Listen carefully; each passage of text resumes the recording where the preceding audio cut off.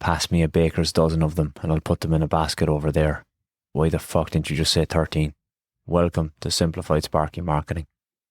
Eggs in baskets is what I want to talk about, and the dangerous act we do of putting all our eggs in one basket. And I want to tell you a story about something that has happened to me within the last year, and something I've observed of taking stuff for granted and it disappearing.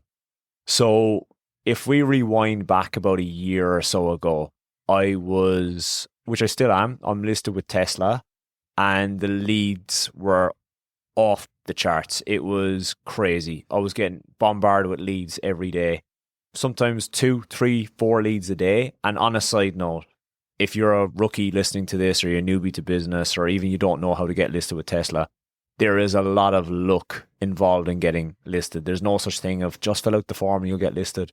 I even think it will wind down eventually and there won't be installers for them just the way they're moving. But I've heard so many people just say, oh yeah, just put an application in and you get in. It took me about 2 years to get in there, and it was a bit of luck. I tell my members the story and I'm not going to tell you, so unlucky. I was getting that many leads from Tesla. It was off the charts. And fast forward, let's say hypothetically, I was getting maybe 2 to 3 leads a day from Tesla. That has now died down to maybe 3 a month. I literally just locked one in this afternoon and booked it in for next week. So that is a very rare Tesla lead. I joke with some of my mates that I don't know what to do with 32 amp 3-phase RCBOs anymore. They're just gathering dust in the van. If anybody wants them, hit me up, going cheap. But yeah, so that is one thing. So Tesla has totally died down for me, which was a reliable source. Next up is a lighting store that I'm aligned with, and they totally dropped off as well. So they were sending me leads coming in as well. That totally dropped off, and that is more so due to, I think, the rising cost of living and people not splashing out new lights unless they're needed. So that was that one. And then I am also aligned with a company that swaps out gas cooktops with induction, which is a good gig, and they actually approach me. And this is what I teach members is marketing-based sales. Put yourself on a pedestal. The companies come to you and you are the go-to essentially. And when you have all this stuff in place, you're the authority and people actually come to you rather than you beg for their business.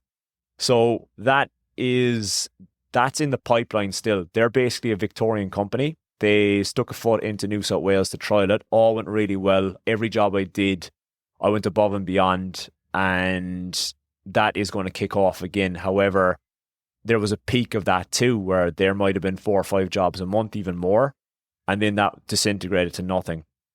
Next up, we have what will be covered in next week's podcast, which is Google My Business, which, as some of you may know, if you're a seasoned Susan that listens to the podcast, it was taken down. My Google Business profile, as it's now known, was taken down for about 4 to 5 weeks, and it's back. It's just about back, but not back enough. It just became live today, but it's still not visible. There's still teething and little things and tweaks. I think it's just going through the motions of going live and getting listed again. I think it's just they're cross-checking everything on the back end. So that went down for maybe 5 weeks. Now, in all of this time, losing the Tesla, losing the beacon, losing all the other stuff, I checked my P&L. I think it was I checked my P&L about a week ago, and I always keep tabs on the P&L. I don't look at my bank account. I look at the P&L because that's real numbers and it knows how you're traveling in business. So I checked that, and what I turned over last year to what I turned over this year, approaching the end of the financial year, is very similar. And that is crazy. Seems I lost all of those sources, but I tell you the reason why that is. It is because many years ago, I planted seeds in regards to keeping on top of my clients, doing stuff on the website, keeping SEO humming along. And because of that, those seeds were planted years ago. And when I need work, I can go pick fruit off the trees. That is what I'm speaking to you about in this podcast. And what I see a lot, or the typical situation of this is, there's a guy out there and he's got 3 builders and he's humming along, decides to take on 3 staff members because he's so flat out. And then one of the builders gets quiet because that builder isn't marketing or just got complacent, that builder drops off. You've lost 33% of your work. And now the second builder drops off. And now you've lost 66% of your work. And then desperation kicks in and you start cutting your prices. The boys aren't happy because you're not paying their wages. It's a dangerous game. And that's why it's all about getting your marketing plan in place and actually implementing it and having backup, have numerous avenues. But the core system is to make sure that your website's dialed in, that you're marketing to your existing client base. That's your bread and butter. After that, it doesn't matter what size your company is. If you've got 5 clients or if you've got 50,000 clients, it doesn't matter. You need to stay on top of your clients, because if you don't, you'll be forgotten. I actually got into a debate online with a middle-aged man, presumably called Howard, about staying in front of clients. I had a post on Instagram and he argued on the post that you don't need to stay in front of your clients. You just do a good job and they'll call you back. And this is the fuckwit mentality that drives me fucking mental. I am extremely passionate about this, but I am fucking sorry.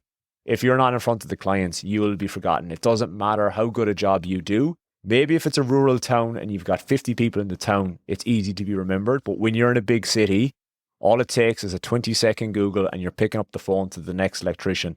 That drives me mad, of people's small-minded mentality. And I'm not forcing anybody to do this. I'm just telling you from experience. And this is exactly what's happened to me.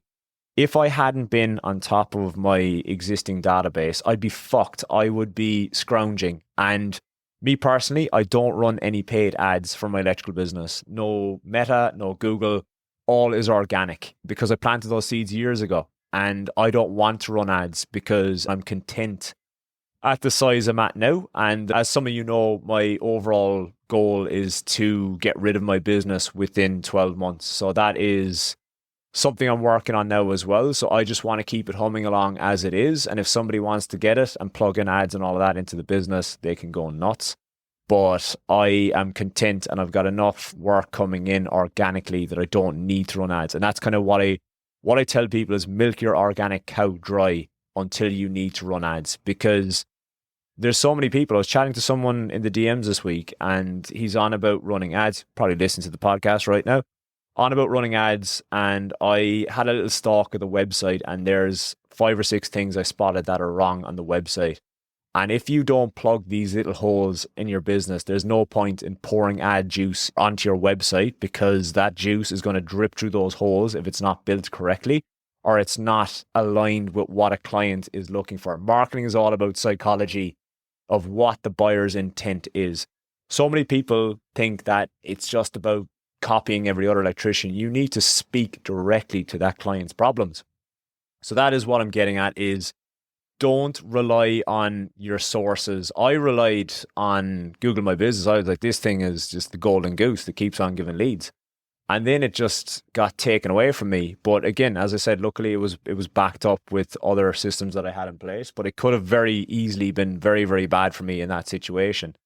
So don't put all your eggs in one basket. Spread them out. We are going to cover what the whole process was with the Google My Business, how I got it back, the dealings with the guy, some stuff that I didn't like, the cost of it and all of that. But subscribe so you hit that. It tingles in your pocket when I upload a new podcast, and you'll get that next week. And if you're interested in the mentorship, which is starting next month, there is a link underneath. I'd highly advise you to look at the YouTube video if you want to know more about what I offer and what it's all about.